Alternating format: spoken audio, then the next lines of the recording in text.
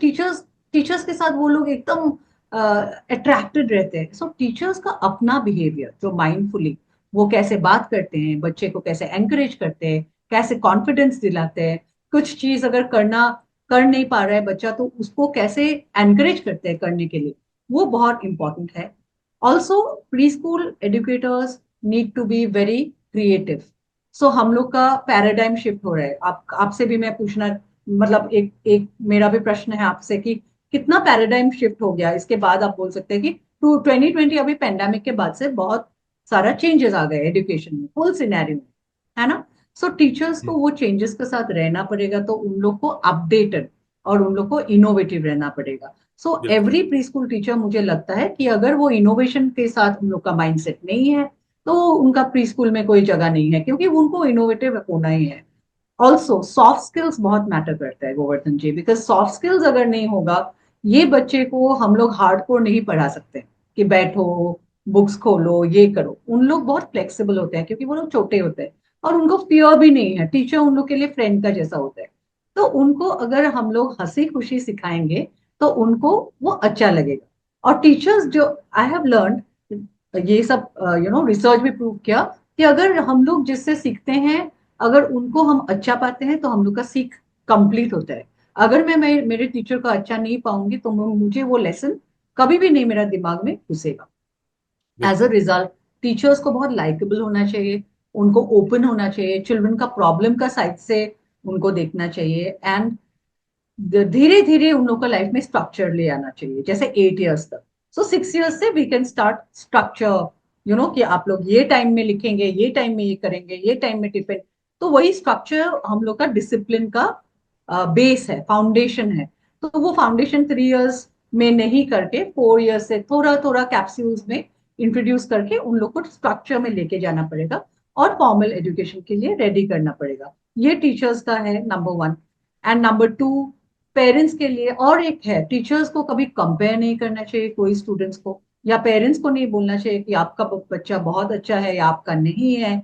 वो सब हम लोग का काम नहीं है। हम लोग का काम है ऑब्जर्वेशन, एंड उन लोग को जो स्टेजेस ऑफ डेवलपमेंट है वो डेवलपमेंट स्टेजेस आराम से उन लोग को क्रॉस करना है, विदाउट बिल्कुल। Competition, without stress, enjoyably. And exactly. Parents के लिए तो बहुत ही सारे एडवाइस होते हैं, क्योंकि पेरेंट्स का एक्सपेक्टेशन लेवल अपने बच्चे से रहता है। मैं एक पेरेंट हूँ, मेरा भी अपना बेटा से एक्सपेक्टेशन लेवल है।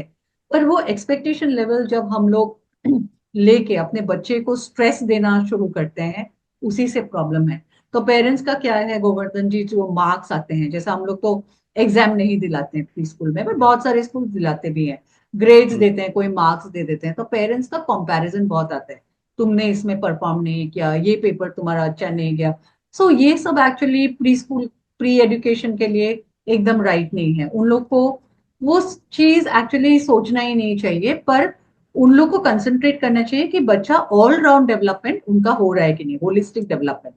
तो सही बात। गाना भी गाना चाहिए, थोड़ा खेलना भी चाहिए फ्रेंड्स का साथ, फ्रेंडशिप बिल्कुल। भी बनाना चाहिए, थोड़ा फाइट करके उसको रिजॉल्व भी, कॉन्फ्लिक्ट रिजोल्यूशन भी चाहिए, पढ़ाई भी चाहिए साथ में। सो पेरेंट्स को कंपैरिजन, जैसे हम लोग के 5 उंगली सेम नहीं होते हैं, वैसे every child is not same. So parents को वो कंपैरिजन से नहीं, अपना चाइल्ड को वो best motivation they, best education they, best love they, तो वो child gradually grow up, will grow up in a good way. So parents का वो इंपॉर्टेंट बात है। एंड पेरेंट को खुद ना एक अच्छा रोल मॉडल होना चाहिए। Every child is learning by seeing example. आप जितना भी बोलेंगे इधर से सुनेंगे, इधर से निकाल देंगे। पर बिल्कुल। जो बच्चे को का सामने राइट रोल मॉडल्स होता है लाइफ में, as parents, as educators, as principal, जो भी है, वो रोल मॉडल्स उनके दिमाग में बैठ जाते हैं। जैसे हम लोग अपना पेरेंट्स के जैसे हो जाते हैं, जैसे हम लोग का एज होता है, मतलब पूरा जो हम लोग सीखा है छोटे से, क्या क्या देखा अपने पेरेंट्स। सो पेरेंट्स अगर बोलते हैं बच्चे को तुम स्क्रीन मत देखो, तुम फोन मत चलाओ, और वो खुद अगर स्क्रीन में लगा रहेंगे, तो the child will never learn. So the parent have to be the right role model. और वर्ड्स, हम लोग का वाणी बहुत इंपॉर्टेंट है, हम लोग क्या बोलते हैं। तो कभी सही बात गुस्से है। में तुम अच्छा नहीं है, तुम तो एकदम बुर्बक है, वो सब एक्चुअली हम लोग का निकल जाता है, because we are also human. तो हम्म। पर पेरेंट्स को उसमें we have to be very careful. कोई बुर्बक, बच्चे कोई ये नहीं है, आपका सबका हाँ, अपना टैलेंट है। सो हम लोग पेरेंट्स को को वो बच्चे के कंपेयर, सामने एक अच्छी वो मतलब जो भी लैंग्वेज अच्छे वो बोलना यूज चाहिए, करें, झूठ अच्छी भी नहीं लैंग्वेज। बोलना चाहिए और बहुत डाउन नहीं करना चाहिए, बिकॉज उन लोग का कॉन्फिडेंस लेवल टूट जाता है। जैसे हम लोग बोलते हैं कि 8 इयर्स तक पर्सनालिटी कॉन्फिडेंस सारे बनते हैं। तो जितना हम लोग उन लोग को स्कैफोल्ड करेंगे, मतलब हेल्प करेंगे, तो उन लोग को शेम करने के सिवा अगर हम लोग उनको एनकरेज करते हैं, ये तुमसे इस बार नहीं हो पाया, चलो एक साथ ट्राई करते हैं, नेक्स्ट टाइम कर लेंगे, instead of saying Shem Shem तुमको नहीं आया। सो वो हम लोग का जो एटीट्यूड है एंड हम लोग का जो वर्ड्स है, वाणी, वो बहुत इम्पैक्ट करते हैं। बहुत एंड इंपॉर्टेंट, आई बिल्कुल बिल्कुल सही कहा।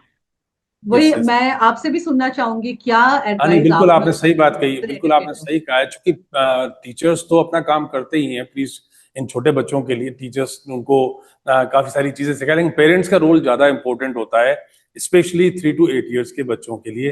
पेरेंट्स क्या बिहेव कर रहे हैं, कैसा बोल रहे हैं। और आपने बहुत इंपॉर्टेंट कहा कि आमतौर पे, चूंकि हम सेमी अर्बन एरिया की बात करें या ज्यादातर बड़े सिटीज में भी देखें, तो पेरेंट्स को एक ही रहता है कि मार्क्स क्या है। बाय द वे नर्सरी का बच्चा है, अब वो एग्जाम देकर है, उसके एग्जाम तो होने ही है, एग्जाम तो लेना, उसको हैबिट डालनी भी, एग्जाम भी होते हैं, बच्चे को पता होना है। तो एग्जाम के होने का जब मार्क्स आते हैं, तो पेरेंट्स उसमें कंपैरिजन करना शुरू कर देते हैं, जो बहुत गलत बात है।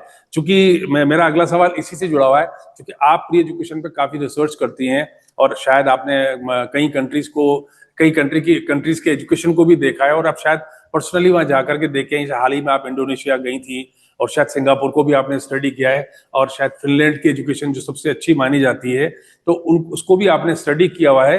तो वहां जाकर के आपको ऐसा क्या लगा वहां की प्री एजुकेशन में, जो हमारे यहाँ पर नहीं है? हमारे यहाँ पर ऐसी एजुकेशन होना चाहिए, जैसा कि जहां तक मुझे पता है कि फिनलैंड के अंदर एग्जाम्स ही नहीं होते हैं। फिनलैंड की नहीं, एजुकेशन, जहां तक मुझे पता है, आपको ज्यादा जानकारी होगी, कि वहाँ एग्जाम्स नहीं होते, बच्चों को सिर्फ पढ़ने दिया जाता है। या मैंने अभी हाल में यूएस के बारे में पढ़ा कि वहाँ 7 वीक्स तक बच्चों को पढ़ाया जाता है, फिर 3 वीक्स उनको ऑफ दिया जाता है। 7 weeks continue studies, 3 weeks of. आप जो 7 वीक्स पढ़ाया है उसको 3 वीक्स में कवर करें।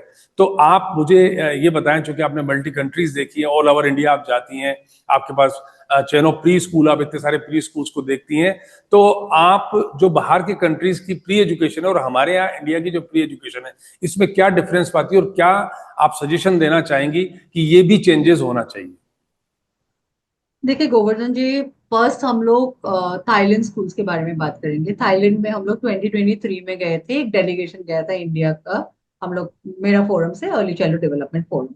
तो हम लोग का मेन एम था कि हम लोग उन लोग का स्कूल्स का देखें और बेस्ट प्रैक्टिसेस समझें। हम लोग बेस्ट प्रैक्टिसेस बोलते हैं कि जो बेस्ट होता है बच्चे के। तो जैसे हम लोग एप्पल किंडरगार्टन में गए, वो एक क्वाइट प्रीमियम स्कूल है। उधर आपके पीछे अभी जो लिखा है experiential learning, you know, yes yes. Experiential learning उन लोग का सबसे इंपॉर्टेंट एंड मोस्ट इंपॉर्टेंट बात है। अभी एनईपी बोल रहा है experiential learning, drama, art, music, play way, जितना involvement of the body, mind and spirit, वो हम लोग का श्री अरबिंदो जी भी बोले थे बहुत पहले, महात्मा गांधी जी भी बोले थे।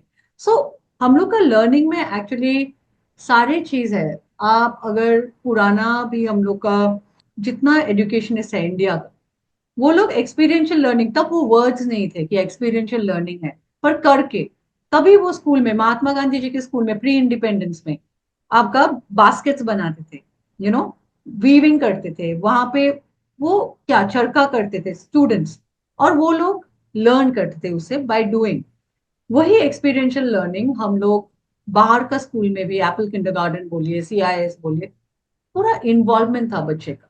हम लोग का क्या है इंडिया में डिफरेंस कि हम लोग बच्चे को ज्ञान देते हैं, पर उन लोग को इंक्वायरी नहीं सिखाते हैं। ये क्यों हुआ, कैसे हुआ, क्यों होना चाहिए था, कैसा नेक्स्ट टाइम होगा, मतलब हम लोग ओपन एंडेड क्वेश्चन नहीं रखते हैं। हम लोग ज्यादातर ज्ञान देते हैं कि ये ऐसा ही होना चाहिए, एप्पल रेड होगा या ग्रीन होगा, दूसरा नहीं। और बच्चा अगर ज्यादा पूछेगा तो हम लोग का माइंडसेट थोड़ा क्लोज है, नहीं मैम बोल रहे हैं करो, मदर बोल रहे हैं करो। पर एक्सपीरियंशियल लर्निंग में अभी एप्पल ब्लैक भी हो सकता है, क्योंकि अभी फिलहाल हम अरुणाचल में गए थे and we went to the apple apple orchard. वहां पे एप्पल, ब्लैक एप्पल मैंने एक 1 किलो खरीद के लेके आया। तो एक बच्चा अगर ब्लैक एप्पल, मतलब हम लोग नहीं देखा है, मतलब वो नहीं है करके नहीं है। इमेजिनेशन एंड क्रिएटिविटी, जहां से डिस्कवरी इन्वेंशन होते हैं, वो माइंड का वही है। क्योंकि एरोप्लेन बनने से पहले कोई नहीं देखा था, जब बन गया तब सबको लगा हाँ हो सकता हाँ, है। बन गया। पर जो इमेजिन किया था, सबने सोचा था ये पागल है, कहाँ से फ्लाई करेगा, बर्ड ही कहीं फ्लाई कर सकता है। मतलब वो इमेजिनेशन, क्रिएटिविटी, वो बाहर का स्कूल बहुत एंकरेज करता है, और बुक्स में वो लोग सीमित नहीं है। सो नॉलेज आपका, मैं तो आप 100% बोलूंगी कि 30% of education happens in classroom, 70% of education happens outside the classroom. So very outside the classroom में जितना इंटरेक्शन में, प्ले में, जितना सारे ऑब्जर्वेशंस में, लूज पार्ट्स प्ले में होते हैं, उतना खाली बुक एंड कॉपीज खाली उसमें से नहीं होता है। सेकेंडली, हम लोग जब इंडोनेशिया जकार्ता में गए, मुझे मुझे बहुत अच्छा लगा। वो लोग बहुत सस्टेनेबल है। वो भी साउथ ईस्ट एशियन कंट्रीज ही है हम लोग का जैसा। वो हम्म। एजुकेशन में सस्टेनेबिलिटी बहुत ज्यादा मायने उन लोग के लिए रखते हैं। तो वो लोग एवरीथिंग रिसाइकल, रीयूज, रिड्यूस, वो तीन में बहुत बिलीव करते हैं। हम लोग का क्या है, सस्टेनेबिलिटी या ग्रीनरी या एनवायरनमेंट, वो सब सीमित होता है एक दिन के लिए। एनवायरनमेंट डे हो गया, सबने पेड़ लगा दिया, नेक्स्ट डे कोई पेड़ को, वो ट्री को देख रहा है, पानी दे रहा है, वो हम लोग का नहीं है। बट वो अंदर से होना चाहिए वो भाव, कि एक ट्री को अगर मैंने प्लांट किया है, उसका रिस्पॉन्सिबिलिटी मैं लूं। सो सिमिलरली ये लोग बहुत सस्टेनेबल है, और उन लोग का स्कूल्स में हम लोग चौकित हो गए थे देख के कि इतना सारा आइटम जो हम लोग थ्रो कर देते हैं इन आर डस्टबिन, वो लेके वो लोग इतना एक्सपेरिमेंटल एक्टिविटीज किया बच्चों का साथ, जो है उधर सामने, एनीबडी कैन टच, सी, वो सब खेल सकते हैं, समझ सकते हैं वहां से, कि हम लोग को खरीद के चीज से कुछ नहीं बना। उसके साथ मैंने मीटिंग करके बोला कि यूज सस्टेनेबिलिटी, अभी एसडीजी गोल हम लोग बोलते हैं, सेव, क्वालिटी एजुकेशन, ये वो सस्टेनेबल गोल्स। तो सस्टेनेबल गोल्स में दिस 3 Rs बहुत इंपॉर्टेंट है। सो मैं भी आपसे भी सुनना चाहूंगी कि आपने Singapore, you had gone for a visit, है ना? तो हम्म। उसमें आपका क्या, आपका कैसा टाइप का एक्सपीरियंस हुआ वहां पे? सिंगापुर हम लोग गए थे सिंगापुर एक कॉन्फ्रेंस के अंदर। अब चूंकि सिंगापुर में हम लोगों ने सिंगापुर यूनिवर्सिटी को भी देखा, हमने वहाँ के प्री देखा। तो वहाँ के प्री स्कूल में जैसा कि आप बता रही हैं, वहां पर वही एक्सपीरियंशियल लर्निंग पर ज्यादा फोकस किया जाता है, क्योंकि उनका मानना है कि बच्चे की इमेजिनेशन बहुत ज्यादा चलती है। यानी बच्चे की इमेजिनेशन बड़ों से कहीं ज्यादा होती है, उसके दिमाग में हजार क्वेश्चंस बनते हैं।